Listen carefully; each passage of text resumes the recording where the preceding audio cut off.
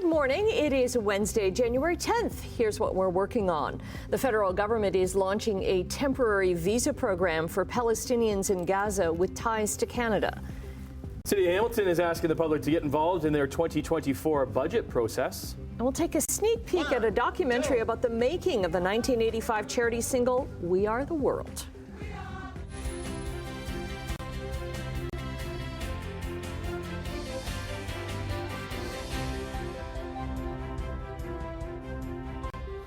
Okay, now we have to make sure that Brian Wood is tethered down in the Weather Center. Wow, the winds are so fierce this morning. They really are, and they continue, as you say, they're still really strong this morning. We had gusts to almost 70 kilometers an hour throughout the overnight hours. Really? Yeah.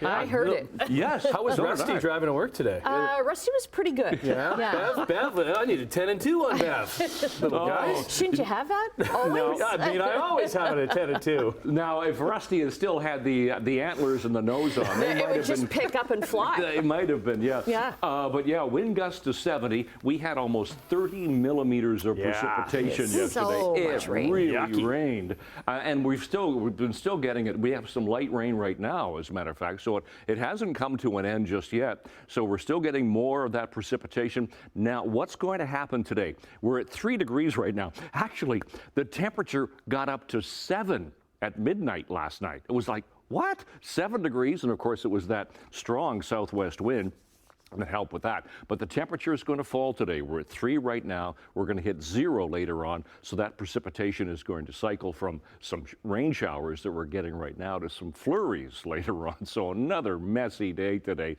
And of course, really windy this morning. We'll talk about it coming up. And there you can see the precipitation that we have right now coming down around the 403 and Waterdown Road. There's no problems with volume or collisions. It's just very wet roads. To our MTO traffic cameras, I just want to check a few of them. Here's the south end of the Burlington Skyway Bridge. There's not a lot going on, so Toronto-bound lanes heading away from us. If we go back to Centennial Parkway, that still looks good. Flip ahead to east of 4th Line, Burlington to Oakville. Looks good. So nothing going on, just the wet roads. Take it carefully. We'll look at weather and traffic coming up right now. Good news. Okay, thanks very much. Well, the City of Hamilton is encouraging people to get involved in the 2024 budget process. Simone Gavros joins us from outside Hamilton City Hall now with more. Good morning. Hi, good morning, Annette. Well, this is the second time that the city is calling on the public to share their thoughts about what they're hoping for the 2024 budget. The last time this happened was back in November, and some of those priorities that the community brought forward include housing, homelessness, and also some more support for those who rent. Now, the deadline for the budget approval is coming up quick. It's set for February 15th, and all eyes are on what tax increases Hamiltonians might face. Now, a city staff report in September estimated a potential 14.2% hike this year if council doesn't cut down on its budget. Last year, taxes increased by 5.8%. Now, Mayor Andrea Horvath said in a news release that the city is facing many budget pressures and community input is crucial. But if you're looking to participate in the delegation on January 16th, the deadline for written, in-person, or virtual submissions is January 15th. And those who are looking to submit a video submission on the topic are asked to submit their videos by this Friday. But for now, Tim, I'll send things over to you. Okay, thanks, Simone. Well, a tense standoff in Stony Creek yesterday has led to the recovery of a firearm and the arrest of a 45-year-old man. Hamilton police say they received reports of a disturbance around 11 yesterday morning near Mountain Avenue South in Maple. When officers approached the residence, they say a firearm was spotted. The emergency response unit was called and a perimeter was set up around the residence. A man and woman left the building on their own around noon. Police say a firearm was recovered at the location. The man is facing several charges, including pointing a firearm, possessing a prohibited weapon, forcible confinement, and 7 counts of failing to comply. The woman was released without charges. A crash in Norfolk County has killed one driver and seriously injured another. It happened around 9:30, yesterday morning on County Line in Townsend. There is no word yet from the OPP what caused that crash. Halton police are asking for the public's help, looking for a man convicted in a human trafficking investigation. Now, police say 31-year-old Ryan Gentiles of Brampton removed his ankle monitor yesterday while awaiting sentencing for human trafficking charges. He pleaded guilty In an investigation by Halton Police, described as 6 feet tall, weighs 200 pounds with a medium build, is known to frequent the GTA. Police say Gentiles also goes by the name of Grizzly Guap and has a tattoo on his left arm with his alias. If you see him, do not approach him. Instead, contact police immediately. The Long Point Conservation Authority has issued a flood warning. It means flooding is either imminent or ongoing. Conservation Authority says flooding is expected in areas along Big Otter Creek near Vienna, and it's warning people to keep an eye on water levels. The Hamilton Conservation Authority has issued a less severe flood watch. The Niagara Peninsula and Halton Conservation Units have both posted flood awareness messages. In all cases, they say just be mindful of the weather and keep pets and children away from the water. Well, a new greenhouse is set to open soon at McMaster University, and to prepare for the move from the old site, Max Biology Greenhouse is having a flash plant sale today of some of its plants. The sale will run from 12:30 to 2:30 this afternoon at the greenhouse. Donation prices will be listed on site, and it's cash only. Now, the new greenhouse in McMaster, expected to open this spring, is being built near McMaster Children's Hospital. Besides being a learning facility for biology students, the new space will also be open for more community programs. The greenhouse will become the first building on McMaster's campus to use a sustainable geothermal system for heating and cooling. Looks nice. I'd say so. Let's get into sports. Maple Leafs back on home ice after reeling off 3 straight wins out west, which finished with a win over the woeful San Jose Sharks on Saturday night. Well, those Sharks followed the Leafs to Toronto, where their woes continued. Back to Nylander. Riley sends it back and breaks it right out. Score! Marner pokes it home. So all the talk the past couple of days has been about Willie Nylander signing his big new deal. Mitch Marner is like, hey, don't forget about me. Huge game from number 16 as he would have a couple of goals, add a couple of helpers to match his jersey number for the number of times he's had 4 points in a game. He also moved into 7th spot on the all-time list, passing the Big M, Frank Mihailovic. This one all Leafs, highlighted by this goal by Pontus Holmberg. Check this out, one-handed. What? Whoa. Much to the delight of Marner and Leaf fans. Leafs win big time, crushing a very bad Sharks team, 7-1. They've dropped 12 straight. Toronto's on the island tomorrow. Was blocked, and that Suzuki is struggling to his feet as a shot by McCabe is stopped. Hronek on the rebound, scores! So those Islanders were in tough last night as they hosted the Vancouver Canucks, who all season have been one of the best teams in the league, and they continue to show why. A night after taking down the Rangers, they beat the Islanders 5-2 for a 3rd straight win on a season-high 7-game road trip. They were only 1 point back of having the most points in the league, which is held by another Canadian team. That would be the Winnipeg Jets. They lead the league in points, and they just continue to win games. They picked up their 7th consecutive win. Cole Perfetti scored twice. Connor Hellebuck made 29 saves for the shutout as the Jets blanked the Columbus Blue Jackets 5-0. The 7-game streak equals one that they had back in 2017 and stay 1 point ahead of the Nucks for tops in the league. Edmonton also won. They reeled off 8 straight. Things looking pretty good right now for Canadian teams. Oh, except for you, Ottawa. Sorry, Sens fans. Trade deadline day in the OHL, which happens at noon. No shortage of deal for the Brantford Bulldogs, who connected with those Ice Dogs just down the road for a deal yesterday, acquiring overage defenseman import Danilo Sobolev from the Ice Dogs in exchange for forward Mason Ray and defenseman Callum Chanowski. They weren't done there. Despite being second in the Eastern Conference, they traded a second veteran blue liner after dealing Jorian Donovan. They have shipped Noah Van Vliet to the Sudbury Wolves. Coming back to Brantford is rookie defenseman Owen Protz and 3 draft picks. More to come.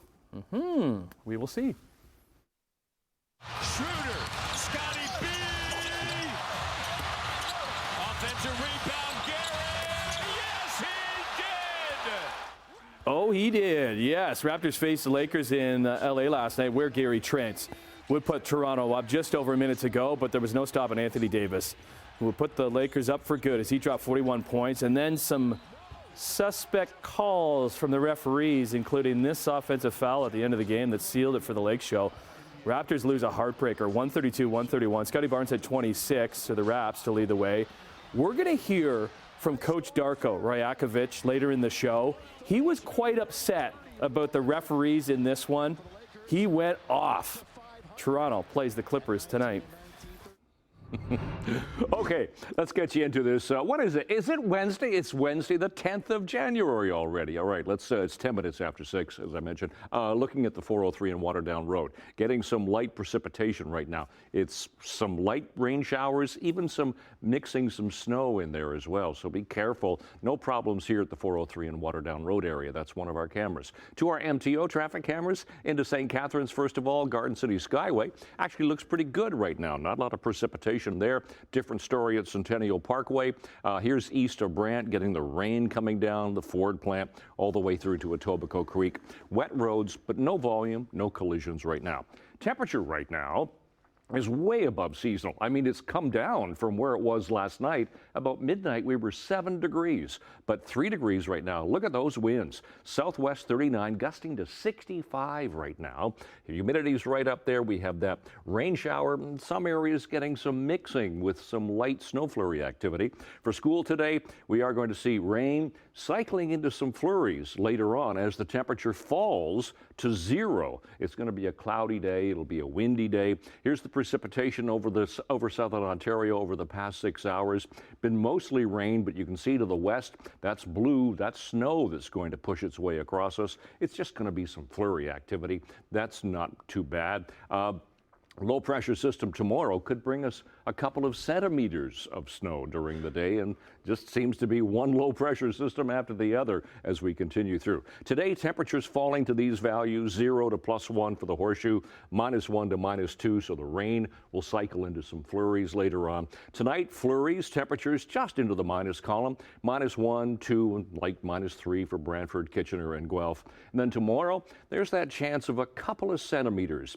Temperatures 1, 2, and 3, but yeah, we could get some flurries, particularly in the morning, some snow flurry activity, and then it's going to taper off. Could even be some mixing as the day goes on in some areas. But out the door this morning, it's cloudy again. It's light rain, some mixing precipitation in different areas. Temperature right now is 3, and it is windy. And we'll look at the long range coming up at 10. Okay, let's say good morning to Emily Vukovic. Hi, good morning. I gotta say, guys, I'm happy about the colder temperatures because we could finally get our neighborhood rink up and running. Are you in charge of it? No. Do you ever go on it? No. But the kids can go out on it. There you go, and that gets me. There you go. You can look from the window. Oh, everybody seems to be having it's fun like, out there. You know, the kids want to go skating and it's right around the corner. And I know so many neighborhoods that have these rinks and they just have the tape up around them right now. Like, so is it like a neighborhood thing where everybody kind of works together to put this rink together? It's a really good question. I don't know the answer to that. Everybody except Emily. It's like, can my kids skate on the stuff that you're working on? Everybody's out there working away, and I'm just like, are you guys done yet? Yeah, Like, when's this gonna We need to do something to these kids. Anyways, okay, coming up in Chit Chat, we discuss the greatest night in pop. We take a behind-the-scenes look at the song "We Are the World" and how it all came together. Oh, I see you singing. I see you singing, or hear you We singing are it. the Okay, let's go. Okay, To break we go. Okay, coming up after the break. Thanks, Emily. Canadians seem to be staying afloat despite several interest rate hikes. We'll tell you what the bank's CEOs think of our future. Just after 6:15 on your Wednesday morning, Canadian dollar and overseas trading is up a dozen basis points to 74.8 cents US. Gold is up $8.40. Crude is down a nickel to $72.19 a barrel. Checking midday trading in Europe, markets are down in London, but up a bit in Paris and Frankfurt. Off to Asia we go. Markets are way up. Whoa, in Tokyo. Wow. Down in Shanghai and Hong Kong. What about North American markets? They wrapped up the trading day yesterday. Some triple-digit losses on Bay Street, some losses as well on Wall Street for the Dow. Slight gains for the Nasdaq. Let's see how they do when markets open on this Wednesday, January the 14th. Oh, no, the 10th. Not sure where I got the 14th from. Let's just skip ahead. Yeah. Well, despite higher interest rates, Canadian Bank CEO says most of their customers with personal loans are managing well, thanks to higher wages and savings. Speaking at a conference of bank CEOs, RBC Chief Executive Dave McKay says losses from bad debt for them should peak this year. The commercial side of lending is still strained. McKay says 2024 will be at least a little worse because of commercial real estate problems in the United States. Now, the CEO of Scotiabank, Scott Thompson, says his bank also expects more bad debt, but sees a more steady path after it restructured last year. So BlackRock, the world's largest asset manager, is laying off about 600 employees. That's roughly 3% of its global staff. So this comes as the New York-based firm seeks to reshuffle its resources in response to check changes in the finance industry. So in Canada, the company says they employ about 100 people, manage $260 billion in assets. So it's unclear how many will be impacted here. But the company says even with the job cuts, it does expect to end the year with more employees than it started with. Shares of BlackRock were down by about 0.6% in afternoon trading yesterday. At CES in Las Vegas, Honda has unveiled its latest ideas for electric vehicles. The first of the new EV models are expected to go into production in 2026. They'll be part of Honda's Zero series. The concept vehicles are called the Saloon and the Space Hub. Honda announced last year it's investing $40 million to create new electric vehicles. It plans to introduce 30 new EV brands around the world by 2030. Honda trails most other major vehicle companies in sales of fully electric vehicles. Okay, so next Rusty there. yeah, right, there you go. You don't need to be in 10 and 2 for that. It'll probably drive itself. So that's what Honda had to offer. What does the future of Mercedes-Benz look like? Well, let's have a little sneak peek there at CES. Pretty snazzy. Car company launched a new in-car virtual assistant powered by, you guessed it, generative artificial intelligence. So Mercedes-Benz says the assistant can speak in different tones of various emotions and ask intelligent questions to clarify what exactly is being asked. What if it speaks Australian? Mercedes-Benz said an added feature of its new voice assistant was a plausible check for the responses it provides. It will check recommendations via data in the cloud, and customers' self-reporting when, for example, a recommended restaurant or shop has closed down. Head of Boeing is speaking out about last week's terrifying incident involving an Alaska Airlines flight. Last Friday, a flight carrying 177 people made an emergency landing not long after takeoff from Portland when part of the plane's fuselage broke loose and left a gaping hole in the side of the plane. Boeing's CEO has now acknowledged a mistake was made by the company. That admission supposedly references the production of the 737 MAX 9. A company source tells CNN that Boeing believes it erred during the plane's manufacturing and cited a problem with the supply chain. It's unclear if Boeing's CEO specified exactly what went wrong. The Federal Aviation Administration in the States has grounded most Boeing 737 MAX 9s while the company investigates the cause of what happened.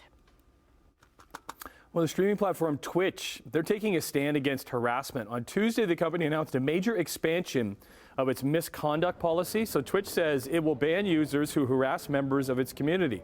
That applies even if that harassment takes place off the site.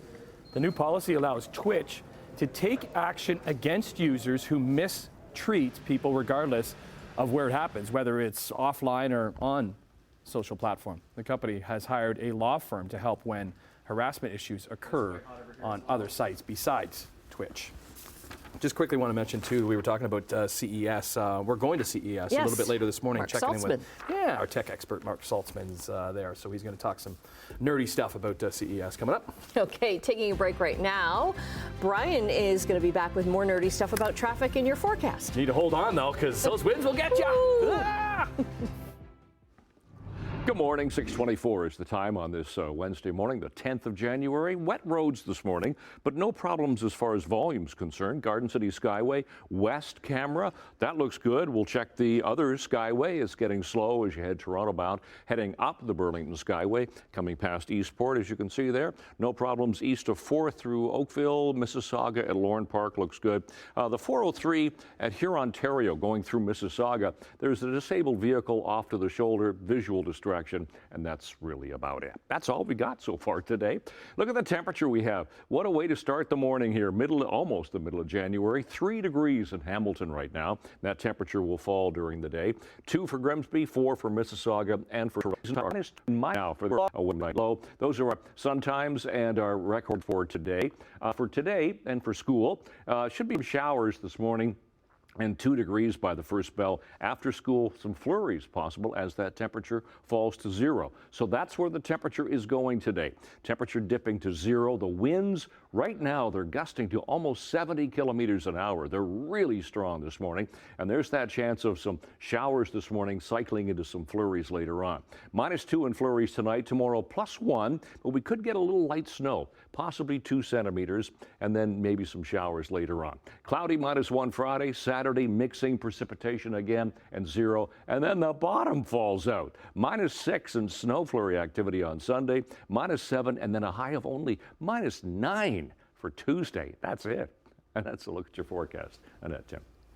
Pull out the long johns, I guess, or grab your favorite caffeinated beverage, perhaps your hot beverage. If you like them, this might be something for you. Meet Adam, the ultimate robot barista. He's been introduced on the show floor at this year's Consumer Electronics Show, CES in Vegas. He's created by Rich Tech Robotics. So it's a 2-armed robot that can interact with customers. At CES, he's been making coffee. He can take orders and make everything from boba tea and iced lattes to whiskey shots and cocktails. The cost is $180,000 US, but it could be a high-tech solution for businesses dealing with staff shortages. How much are some of those like fancy coffee maker things though? You know what I mean? You know what I mean? Like some of them are quite expensive. Yeah. Maybe not 180,000, but I'm just like, you still have to make them, right? Does it make a tea, I wonder, for your? I bet it would. I don't know. Yeah. As good as the tea? Would he get stuck in the door, though? Yeah, is the thing. He true. would have to open up our studio door. How's your tea doing there? It's good right now, but maybe I'll get Tim, my robot, to get me a tea later. You've trained me very well, haven't you? I get you water. Yes. It's an much easier ask. Yes, yeah.